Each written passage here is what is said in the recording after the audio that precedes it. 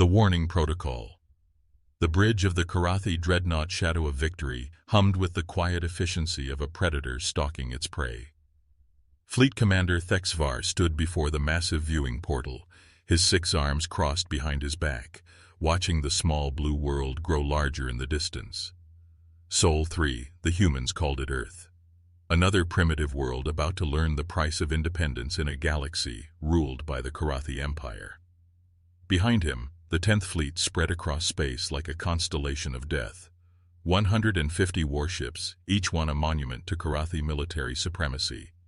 Thexvar had conquered 17 star systems with this fleet. The Nexari had fallen in 3 days. The proud Veltani Republic had lasted barely a week. Earth would be even easier. Fleet Commander called Navigation Officer Yexdan from her station. "We are receiving a transmission from the target world. Audio only, standard galactic frequency." Thexvar's mandibles clicked in amusement. They always tried to negotiate at the end. Fear made all species predictable. "Put it through, officer. Let us hear what these mammals have to say."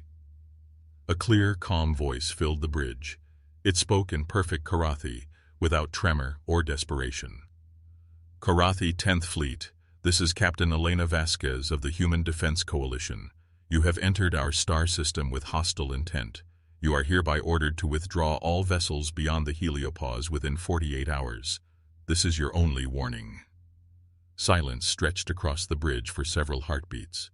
Then Officer Yexdan began to laugh, a musical chittering sound. Soon other crew members joined in, until the command deck echoed with Karathi amusement. "Only warning?" gasped communications specialist Zorthek between laughs.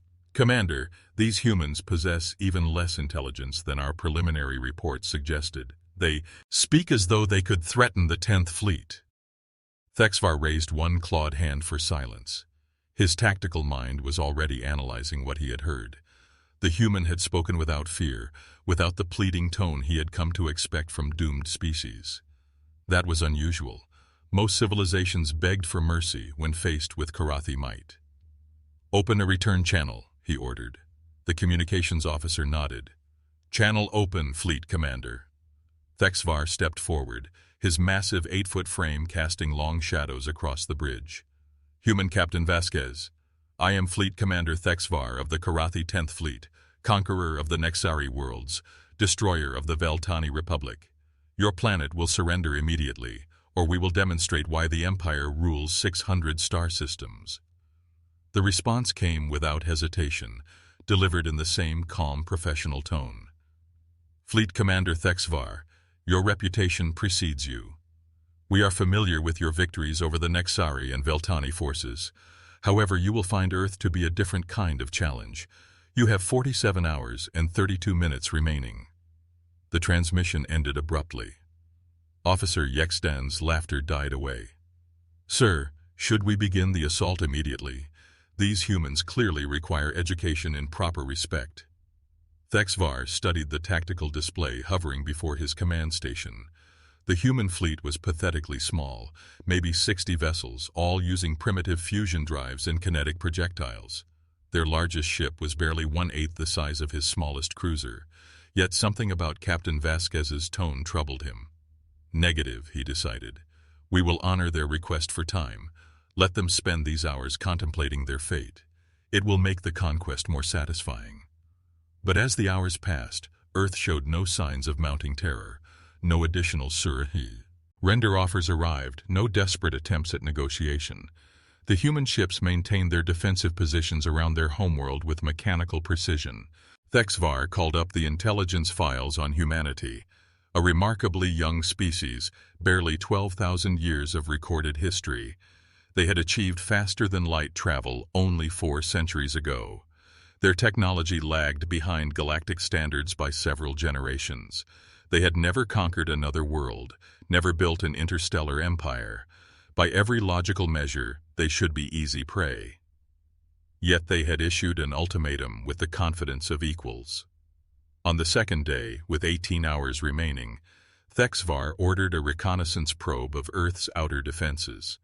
A squadron of destroyers advanced toward the asteroid belt between Sol 4 and Sol 5, their sensors scanning for hidden installations or fleets. They found extensive mining operations scattered throughout the belt. Hundreds of small human vessels moved between the asteroids, extracting metals and rare minerals. The activity level seemed unusually high for a species under immediate threat of invasion. "Sir," called sensor technician Morvale, "we are detecting unusual energy signatures from multiple asteroids, very faint, but consistent across dozens of locations." "Weapon signatures?" Thexvar inquired. "Negative, sir. The energy patterns do not match any known weapon systems in our database. However, the readings are too regular to be natural phenomena." Thexvar studied the sensor data.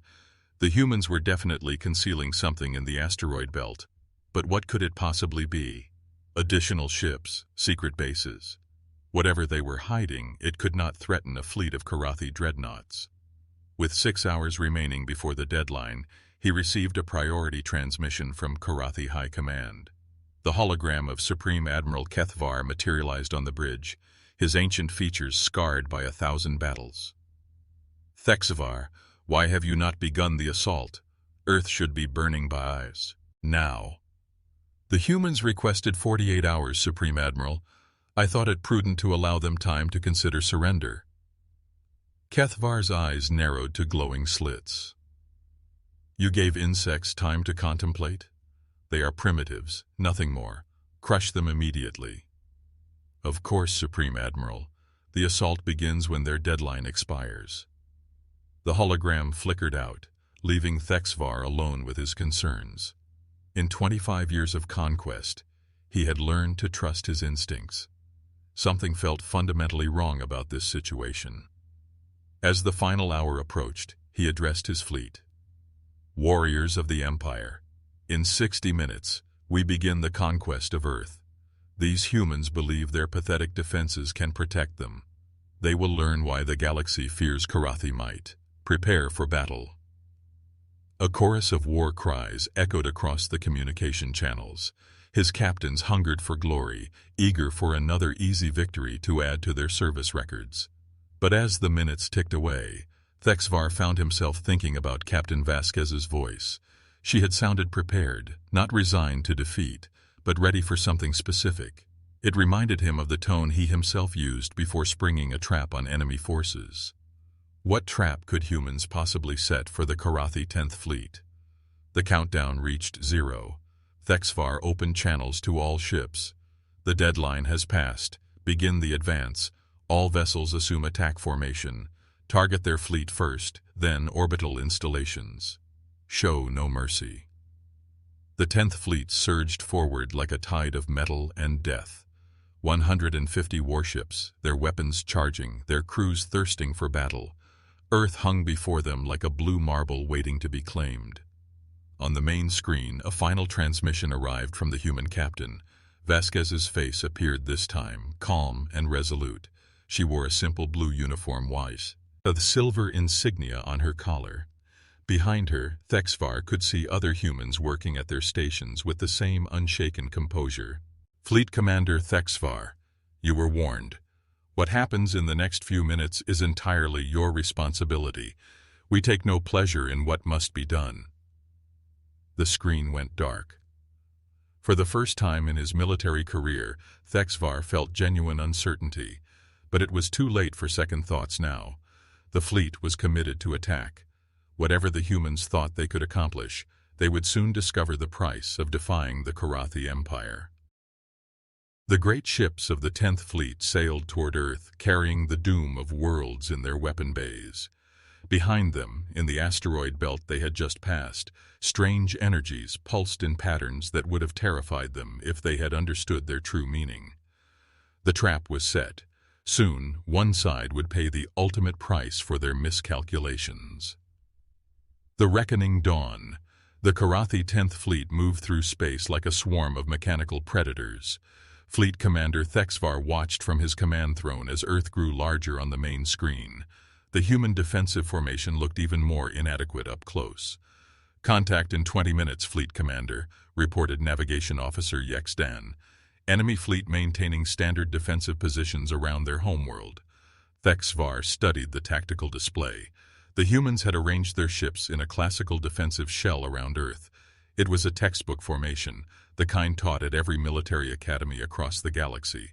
It was also completely useless against superior numbers and firepower. Officer Yexdan, deploy the fleet in attack pattern 7. We will punch through their center and shatter their morale quickly. Yes, sir. All ships, assume attack pattern 7. Primary targets are human capital vessels. The Karathi fleet spread into a massive spearhead formation, with the heaviest dreadnoughts at the point and lighter ships forming the wings. It was a configuration that had crushed dozens of worlds, designed to concentrate maximum firepower against the weakest point in enemy defenses. As they drew closer, the human ships finally began to move. But instead of retreating or attempting to escape, they advanced to meet the Karathi fleet head-on. This surprised Thexvar.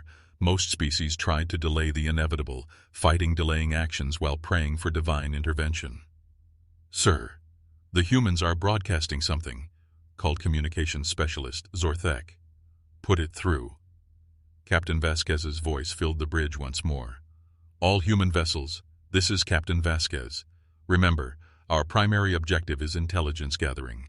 Every sensor reading, every weapon signature, every shield frequency must be recorded and transmitted to Luna Command. Make every moment count. The transmission ended, leaving the Karathi bridge in puzzled silence. What did she mean by that? Officer Yexdan asked. Intelligence gathering? What use is data when you are about to die? Thexvar did not answer, but the human captain's words disturbed him greatly. It sounded like they had a strategy beyond simple defense, but what could they possibly learn from a one-sided battle? The first shots came from the human side. Kinetic projectiles and fusion missiles launched from their largest ships, streaking across space toward the Karathi fleet. The primitive weapons splashed harmlessly against Karathi energy shields, causing no visible damage whatsoever.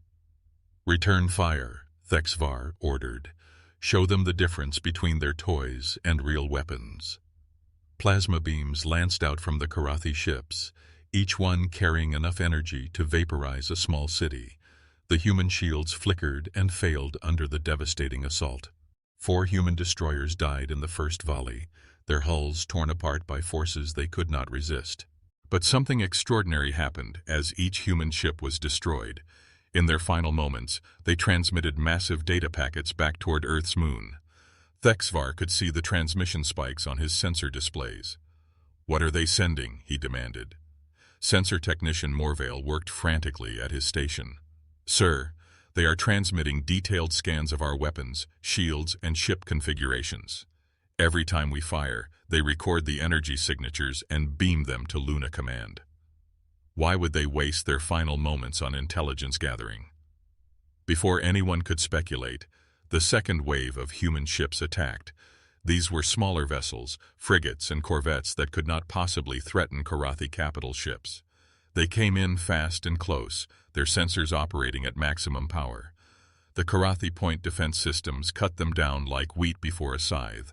But again, each dying human ship transmitted everything it had learned back to Luna Command. "This makes no tactical sense," Officer Yexdan muttered. "They are sacrificing their entire fleet for reconnaissance data." Thexvar was beginning to understand, and what he understood filled him with growing dread. "They are not trying to win this battle," he said slowly. "They are studying us." "Sir, incoming priority transmission from the asteroid belt," communications specialist Zorthek announced. "Multiple sources broadcasting simultaneously. Put it through." Ambassador Marcus Reed's voice filled the bridge, calm and authoritative. "Fleet Commander Thexvar, this is Ambassador Reed of the Human Defense Coalition. Our military analysis of your fleet capabilities is now complete. You have 30 seconds to begin immediate withdrawal from this star system." "Ambassador," Thexvar replied, "you are in no position to make demands. Your fleet is destroyed, your defenses are gone. Surrender. Now and your species may survive as slaves." "Fleet Commander, I think you misunderstood our defensive strategy. We never intended to stop you with our ships. We intended to learn everything about your weapons, your shields, your tactics. That data has now been distributed throughout this entire star system." As if summoned by Reed's words, the asteroid belt erupted into activity.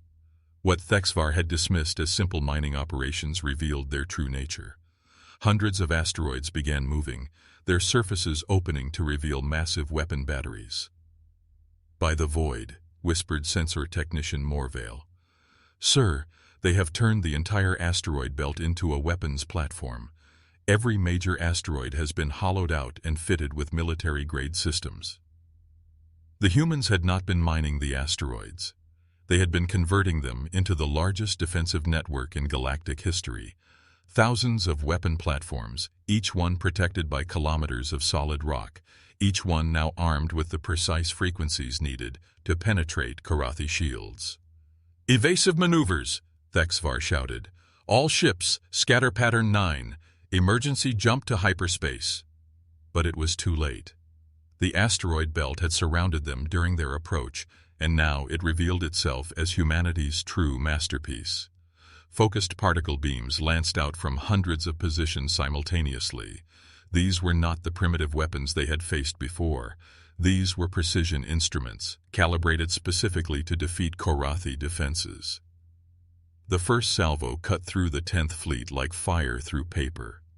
Dreadnoughts that had crushed entire civilizations died in seconds, their shields useless against weapons designed with perfect knowledge of their frequencies. "Jump drives are being jammed," reported the navigation officer. "Something is interfering with our hyperspace generators." Ambassador Reed's voice returned, still maddeningly calm. "Fleet Commander, our analysis indicated that Karathi jump drives operate on specific quantum frequencies. We have been broadcasting interference patterns on those frequencies for the past 6 hours. You are not leaving the system until we permit it." Thexvar watched in horror as his mighty fleet was systematically destroyed. Ships that had terrorized half the galaxy were dying by the dozen, unable to escape, unable to fight back effectively against an enemy that had learned all their secrets. "How?" he whispered. "How did you know?" "You were not our first visitors, Fleet Commander. The Nexari survivors warned us. The Veltani refugees taught us. Every species you conquered shared their knowledge with us. We spent 4 centuries preparing for this moment." The battle lasted less than an hour. When it ended, only 12 ships remained of the once mighty 10th Fleet. Thexvar's own dreadnought was crippled but functional, kept alive intentionally as a messenger. "Fleet Commander," Ambassador Reed's voice came one final time. "You will return to Karathi space with this message. Earth is under the protection of the Human Defense Coalition. Any future aggression against our world or our allies will be met with similar consequences. We do not seek war, but we will not be conquered." As the surviving Karathi ships limped away from the Sol system, Thexvar stared at the tactical display showing the wreckage of his fleet. Behind them, the asteroid belt had returned to its disguise as simple mining operations. He had learned the most expensive lesson in galactic history. Humanity had spent 4 centuries turning their entire star system into a trap, waiting patiently for someone foolish enough to test their resolve. The galaxy would soon know that Earth's ultimatum had not been empty words. It had been a promise back, led by the most ingenious defensive strategy ever conceived. The humans had proven that sometimes the greatest strength came not from superior weapons, but from superior patience, preparation, and the determination to protect what they loved. The 10th Fleet was gone, but more importantly, the galaxy's perception of humanity had changed forever. They were no longer primitives to be conquered. They were equals to be respected and enemies to be feared.